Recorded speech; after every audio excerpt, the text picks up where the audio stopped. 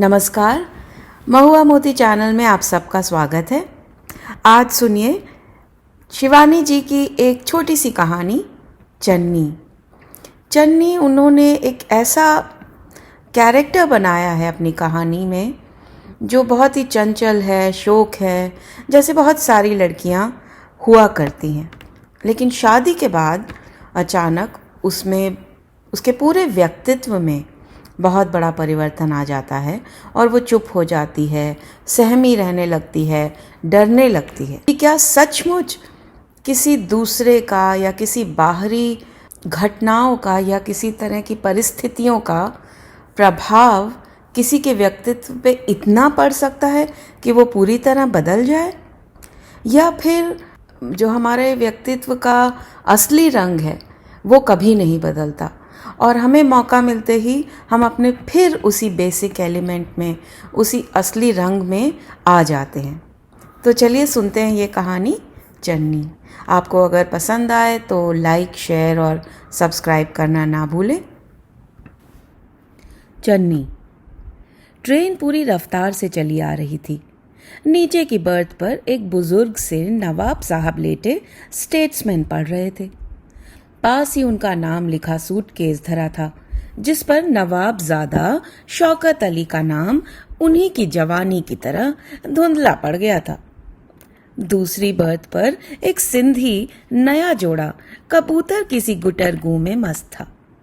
बार बार लड़की सी दिखती नई दुल्हन अपने जवान पति को ऊपर की बर्थ पर जाने के लिए ठेल रही थी और वो दुगने जोश से उससे छेड़खानियां किए जा रहा था। ऊपर की बर्थ पर लेटी मैं मन ही मन सोच रही थी कि ये नए नए ताजे जोड़े अपने आसपास की भीड़ से कितने बेखबर रहते हैं। मेरे लिए ये कोई नई चीज नहीं थी। नैनीताल की ठंडी सड़क पर दिन दहाड़े ऐसे बीसियों जोड़े एक दूसरे से लिपटे लिपटाए घूमते रहते हैं। पर मैं देख रही थी कि बुजुर्ग नवाबजादा शौकत अली को उस जोड़े ने बेहद परेशान कर दिया था। बेचारे बार बार खांसते खखारते अपनी उपस्थिति का आभास दे रहे थे। जब लखीमपुर में वो रसीला जोड़ा उतर गया तो उन्होंने चैन की सांस ली और करवट बदलकर सो गए। गर्मी बेहद थी। पंखा चल रहा था, पर ट्रेन के अधिकांश पंखों की भांति यात्रियों को छोड़कर डिब्बे की हर दिशा को हवा भेज रहा था। मैं कई बार उसे घुमा फिराकर मनाने की कोशिश करती, पर हार मानकर चुपचाप लेट जाना पड़ा। मैं सोच ही रही थी कि नीचे की बर्थ पर अपना बिस्तर बिछा लूं। इतने में ही बहुत सारा सामान लेकर 2-3 कुली धंस आए। बुरे बुरे बालों वाले एक लड़के ने बड़ी फुर्ती से निचली बर्थ पर होलडॉल फैला दिया और एक पिस्तई रंग के बुर्के की सर के साथ एक महिला उस बर्थ पर जम गई। जमील, लो, इन कुलियों को पैसे दे देना और बचे तुम रख लेना। एक 5 का नोट उन्होंने उस भूरे बालों वाले लड़के को थमाया ही था कि गाड़ी चल पड़ी और वो चट से उतर गया। नवाबजादा हल्के हल्के खर्राटे ले रहे थे। डिब्बे की बत्तियां पहले से बुझी थीं। उस महिला ने अपना रेशमी बुर्का उतारकर खूंटी पर टांग दिया। महिला मेरे नीचे वाली बर्थ पर थी, इसी से चेहरा ना दिखा, लेकिन गाड़ी स्टेशन छोड़ रही थी। स्टेशन की बत्तियों के अस्पष्ट से धुंधलके में भी बुर्का टांगने वाली की लंबी लंबी उंगलियां मुझे स्पष्ट दिख रही थीं। कुछ बुर्के की रेशमी खसखस और कुछ उंगली में पड़ी हीरे की अंगूठी की दमक ने मेरा ध्यान आकर्षित किया। कैसी लंबी लंबी सुडौल उंगलियां थीं और दूसरे ही क्षण मुझे एक अजब घुटन ने व्याकुल कर दिया। ऐसी ही लंबी और सिरे की टेपरिंग उंगलियां मैंने कहाँ देखी हैं। ठीक याद ना कर सकने की विचित्र झुंझलाहट ने मुझे ऐसा व्याकुल कर दिया कि याद ना आने पर शायद नीचे कूदकर उस अपरिचिता महिला की उंगलियां फिर देख डालती। पर तभी अचानक याद आया, उंगलियां जिन हाथों में मैंने देखी थी वो जल भुन कर कब के राख हो चुके थे। उनके फिर दिख जाने का कोई प्रश्न ही नहीं उठ सकता था। आज से 10 वर्ष पहले मेरे पति ही तो उन उंगलियों का अस्तित्व गंगा में बहा आए थे। हाँ, चन्नी की उंगलियां ऐसी ही थीं। मैं उससे कहती, चन्नी तेरी उंगलियां तो चंपे की कलियां हैं। चल हट, वो कहती। ताई तो कहती हैं ऐसी लंबी लंबी उंगलियां चुड़ैल की हुई होती हैं। ताई की नजर में तो वो हमेशा चुड़ैल ही रही। चन्नी मेरे मझले मामा की इकलौती लड़की थी। जन्मते ही उसने जननी को डसा और पिता को तो गर्भ से ही डस चुकी थी। अनाथ चन्नी को बड़े मामा जी ने ही पाला। मेरी ननिहाल में 3 अल्सेशियन भी पलते थे। अभागिनी चन्नी को भी उसी स्तर से पाला जाता था। घर भर की उतरने वो पहनती, फिर भी कुंदकली सी चटकती रहती। घर भर की बासी जूठन उदरस्त करने पर भी उसके स्वास्थ्य ने कभी हार नहीं मानी। मेरे ननिहाल की सब लड़कियां गोरी चिट्टी थीं, पर चन्नी थी सांवली। उसे अपने कृष्ण वर्ण का कोई दुख नहीं था। वो जानती थी कि विधाता ने उसकी शोख आंखों और मोती सी दंत पंक्तियों में लावण्य का ऐसा अपरिमित कोश भर दिया था, जिसे अपने गौरव वर्ण की महिमा से भी उसकी चचेरी बहनें तुच्छ सिद्ध नहीं कर सकती थी। एक से एक महंगे विदेशी शैम्पू से अपने सुनहरे बालों को धोकर उसकी गोरी गोरी मेम सी बहनें कॉन्वेंट स्कूलों में पढ़ने जाती, और वो केवल रीठे से ही समृद्ध अपनी एड़ी तक लहराती चोटी पीठ पर डालकर जगत तारिणी स्कूल में पढ़ती। उसकी अध्यापिकाओं का कहना था कि ऐसी तेज लड़की उनके स्कूल में आज तक नहीं आई। एक बार अपने स्कूल की खेल की टीम के साथ वो रूस भी घूम आई तो चाची ताइयों के दिल पर छुरियां चल गईं। बड़े मामा जी ने जिद करके उसे भेज भी दिया, नहीं तो बेचारी जा भी नहीं पाती। विदेश से लौटने के बाद चन्नी की बोटी बोटी फड़कने लगी। शोक पहले से ही थी, अब वो ढीठ भी हो गई। जब छोटी थी तभी पास पड़ोस से शिकायतें आने लगी थी। चन्नी ने किसी की चूड़ियां मसक दी, किसी की गुड़िया कुएं में डाल दी, कहीं से कच्ची इमलियां चुरा लाई तो कहीं से कच्चे अमरूद। जवान हुई तो कयामत ही आ गई।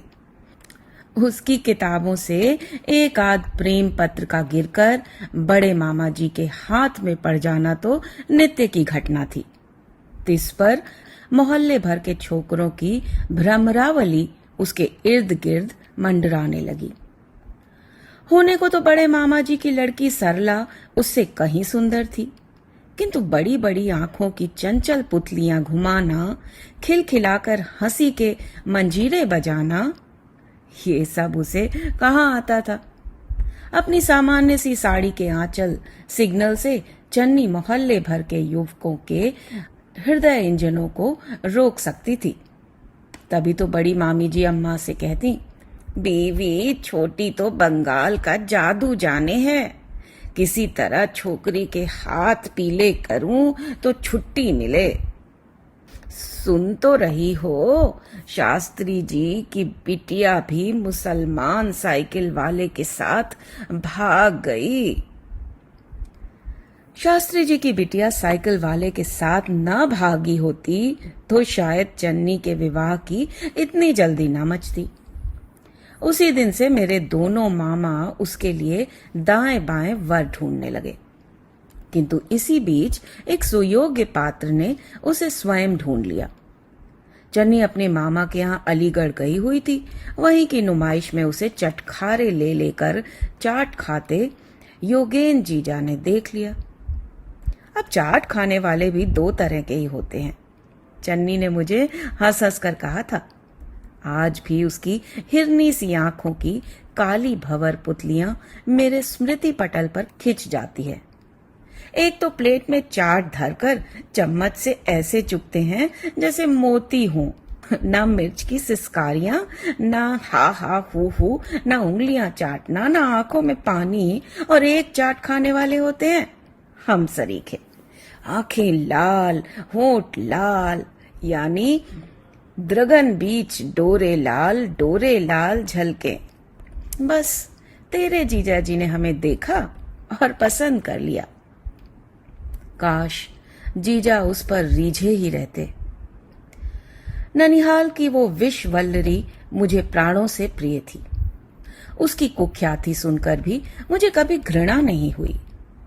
एक दिन बड़ी मामी ने मुझे निराले में खींचकर समझाया भी था।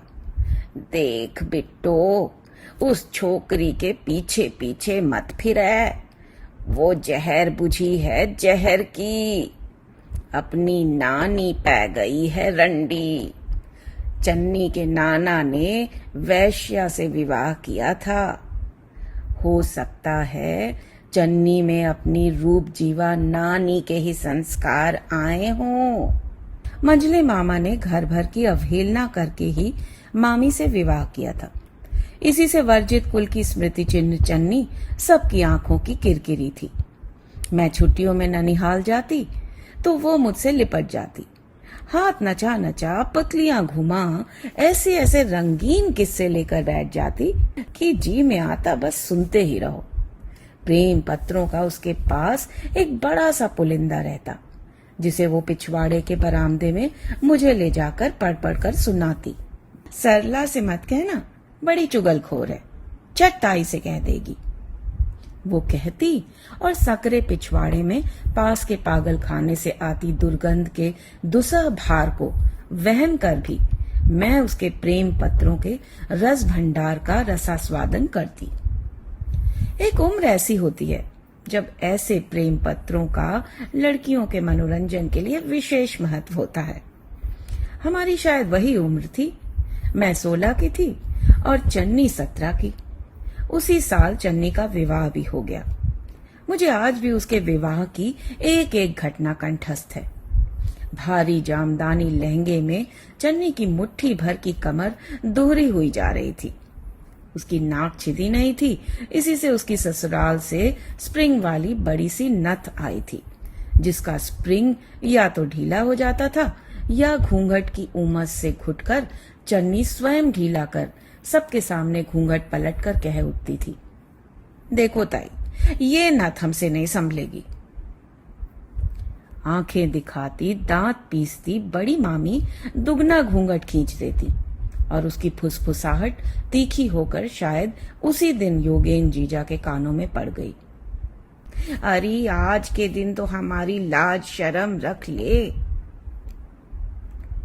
योगेन जीजा शायद जान गए थे कि बिगड़ी घोड़ी को लगाम और चाबुक की शान में नहीं साधा तो उन्हें भी अनाड़ी सवार की तरह मिट्टी में लिटा देगी।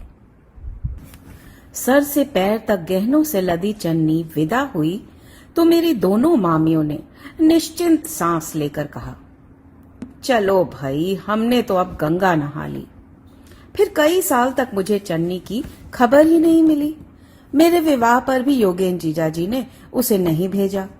सरला तो कहती थी कि उसके प्रेम पत्रों के पुलिंदे के बारे में किसी ने योगेन जीजाजी को बता दिया था। क्या पता बताने वाली स्वयं सरला ही हो। फिर सरला के ब्याह में बड़े मामा उसे स्वयं जाकर लिवा लाए। मुझे लगता है उस अभागिनी को बड़े मामा बहुत चाहते थे। इसी से मामी के बहुत बुरा भला कहने पर भी वो उसे लिवाने चले ही गए। और कैसा आश्चर्य कि जीजा ने चटपट भेज भी दिया। 3 अदद मरियल सी बच्चियों को लेकर वो तांगे से उतरी तो मैं अवसन्न रह गई। ये वही चन्नी थी जो छूने से भी मैली होती थी। न आंखों में वो शोखी थी, न चेहरे पर रौनक। मुझे देखते ही सर झुका लिया, जैसे अपनी गंदी बदशक्ल लड़कियों के लिए माफी मांग रही हो। 3 बच्चियों ने मां का रंग और बाप का नक्शा पाया था।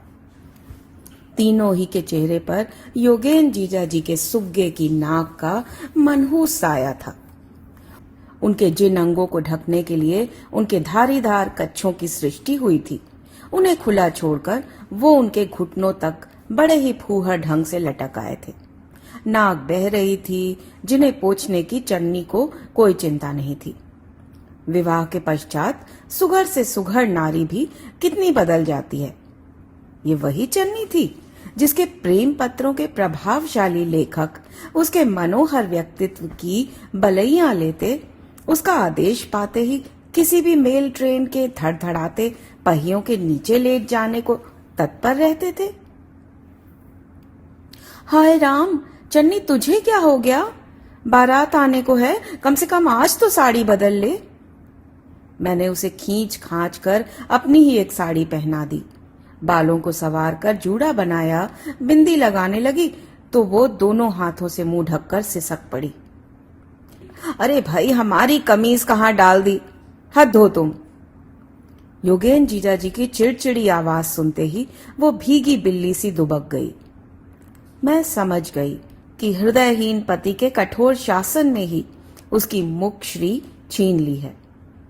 बारात विदा होते ही जीजाजी उसे लेकर चले गए। उन्हें किसी मीटिंग में दिल्ली जाना था। योगेन जीजाजी, चन्नी को यहीं छोड़ जाइए ना, हमें भी तो दिल्ली जाना है, हमारे साथ चली जाएगी, मैंने कहा और चन्नी का चेहरा फक पड़ गया, जैसे मेरे दुस्साहस से योगेन जीजाजी सबके सामने उसका अपमान न कर बैठे। नहीं, यहां कैसे छोड़ दें? होटल का खाना हमसे नहीं खाया जाता। वो गई तो मारे भय के मुझसे ठीक से मिली भी नहीं। एक सहमी सी हंसी के पीछे उसके दोनों होंठ बरबस रोकी गई रुलाई के भार से कांप रहे थे। मैं मोड़ पर अचानक ओझल हो गए उसके तांगे को देख रही थी कि न जाने कहां से बड़ी मामी आ गई। उनकी पुत्री को ससुराल से बहुत ही साधारण सा चढ़ावा आया था। उसी की भड़ास उन्होंने चन्नी के मत्थे निकाली। क्या सुख है चन्नी को, जमींदार से जाकर सुना योगेन तालों में बंद करके धरे है, लच्छन जो वैसे ठहरे। इससे तो अपनी सरला अच्छे घर गई, ऐसा भी क्या गहना जिससे गर्दन टूटे। चन्नी तो राह पर आ गई, दामाद करी न मिलता तो आज शमी मंजिल में होती। सामने शमी मंजिल के गुंबद दिख रहे थे। सबसे ऊंची मंजिल पर बने आधे चांद पर नए मालिक ने काला रंग पोत दिया था। जिस छत की मुंडेर पर बिगोनिया के गमले महकते थे, वहां पर कई जोड़ी कच्छे और मैली सी पांडु जीर्ण सलवारें सूख रही थी। चन्नी की शादी के साल ही शमी मंजिल ने उजड़कर पहले से ही उसकी मौत का मातम मना लिया था। आबिद चचा पाकिस्तान भाग गए और उनकी शमी मंजिल किसी सरदार को क्लेम में मिल गई थी। सरदार जी के 17 बच्चे थे जो उनकी छत की हर मुंडेर पर लंगूरों की तरह चढ़े रहते थे। उनकी छत से मिली एक सकरी सी मुंडेर मामा जी के दीवान खाने की छत पर उतरती थी और कभी वही मुंडेर डूबते सूरज की छाया में शमी मंजिल और तुलसी कुटीर की प्रेम पुण्य सलीला का संगम थी। इरफान अहमद चन्नी के पीछे दीवाना था। उसकी सारी चिट्ठियां हिना और खस के तर आती थीं। उन्हें सूंघ सूंघ कर किताबों से ढूंढ निकालना सरला के लिए बड़ा आसान होता। इसी से इरफान उन्हें मुंडेर किए खपरेल के नीचे छिपा जाता। बड़े मामा जी से आबिद चचा की पुरानी मित्रता थी। इसी से मुस्लिम परिवार से मिलने जुलने पर हम पर भी कोई रोक टोक नहीं थी। इरफान भाई अलीगढ़ यूनिवर्सिटी से घर आते तो बड़ी मामी चौकन्नी होकर चन्नी के पैरों में बेड़ियां डाल देती। पर चन्नी उन कैदियों में से थी जो बेड़ियों को काटने का साधन जेल खाने की ऊंची दीवारों में भी जुटा ही लेते थे। बात शायद बहुत बढ़ जाती, पर बीच में ही हिंदुस्तान और पाकिस्तान ने एक दूसरे की ओर बड़ी बेरुखी से पीठ फेर ली। जब मेरे पति की बदली दिल्ली हो गई तो मैं खुशी से उछल पड़ी। चन्नी वहीं थी। अब मैं उसकी उदासी को दूर कर लूंगी और वो फिर पहाड़ी मैना सी चहकने लगेगी। किंतु चहकती कैसे? मैना के गले में सुना एक कांटा उगाता है और वो चहकना बंद कर एक दिन गर्दन डाल देती है। चन्नी के गले में भी ऐसा ही कांटा उगाया था। मेरे और उसके मकान के बीच कुल 3 मकानों का फासला था और काम निपटाते ही मैं उसके पास पहुंच जाती। पर धीरे धीरे मुझे लगने लगा कि जो चन्नी मुझे देखकर कली सी खिल उठती थी, अब मुरझाकर बिखर जाती है। योगेन जीजाजी के ऑफिस से लौटने से पहले ही मुझे किसी प्रकार विदा देने को वो छटपटाने लगती।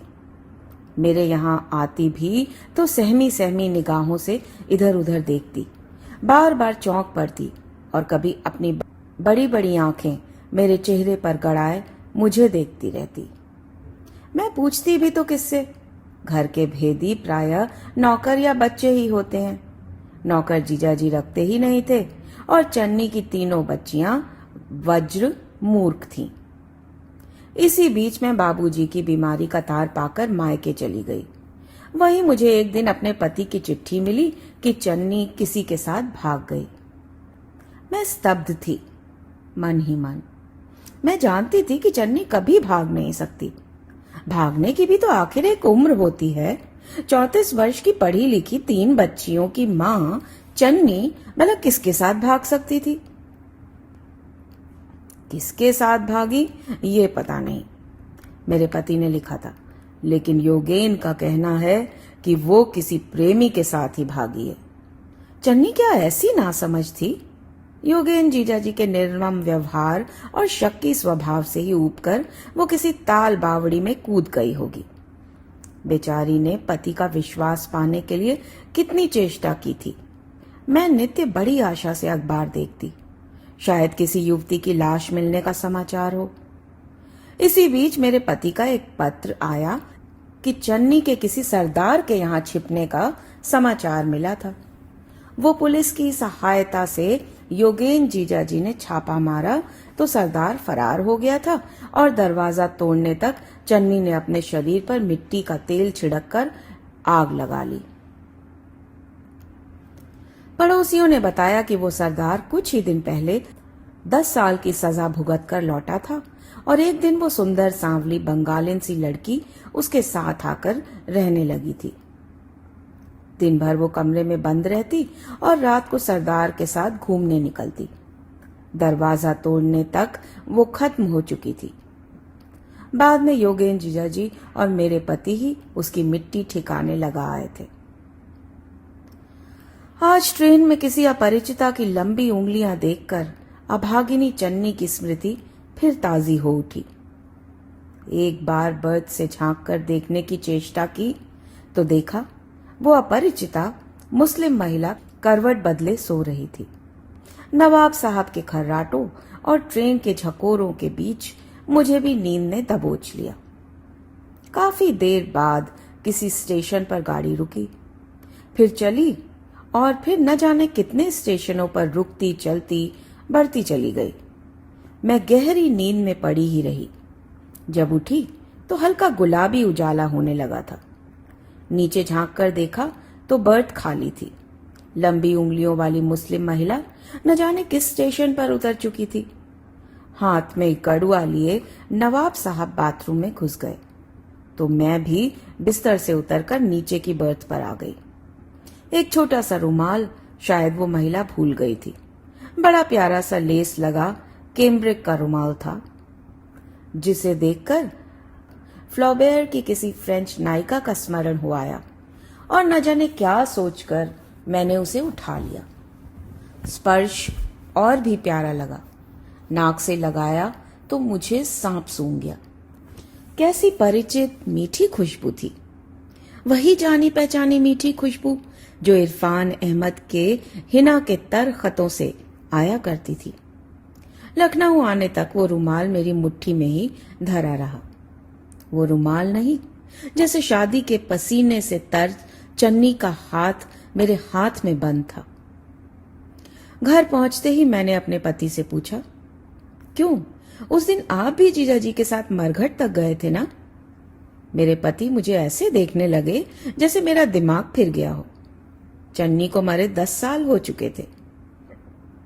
हद करती हो तुम भी, आज अचानक क्या याद आ गई? नहीं, ऐसे ही पूछा। मैंने कुछ खिसियाकर कहा। आप कहते थे ना उसने अपने को जला डाला, फिर मरघट तक क्या ले गए होंगे, यही सोच रही थी। इस पूरी तरह जली थी कि पहचान में ही नहीं आती थी। वो तो दोनों हाथ बच गए थे बस। हाय राम, क्या दोनों हाथ देखकर ही आप लोगों ने उसे पहचान लिया था? मेरा कलेजा बुरी तरह धड़के जा रहा था उंगलियां देखकर। योगेन कहता था कि वैसी लंबी लंबी उंगलियां और किसी की नहीं हो सकती। फिर बाएं हाथ पर गुदना भी तो था। मुझे याद आया, उसके बाएं हाथ पर गुदा फूलों का एक नीला गमला। किंतु क्या उस गमले पर उसका कॉपीराइट था? क्या वैसा ही गमला किसी और के हाथों पर नहीं गुद सकता था? योगेन जीजाजी ने कहा था कि वैसी उंगलियां और किसी की नहीं हो सकती। जब ट्रेन में मुझे लंबी लंबी उंगलियां दिखी, यही तो मैं भी जोर जोर से कहना चाह रही थी कि वैसी उंगलियां और किसी की नहीं हो सकती। पर कैसे कहूं, मेरी बात मानेगा ही कौन? मेरे पास सबूत है, परिचित खुशबू से तर छोटे से कैमरिक का रुमाल। संसार ऐसी भावुक कमजोर दलील पर विश्वास नहीं करता। फिर उस खुशबू ही को भला कब तक सहेज पाऊंगी? हिना और खस की खुशबू अब चन्नी के रहस्यमय अस्तित्व की भांति धीरे धीरे उड़ती जा रही है। जिस दिन वो बिल्कुल ही उड़ जाएगी, उस दिन शायद मैं भी मान लूंगी कि चन्नी सचमुच ही मर गई।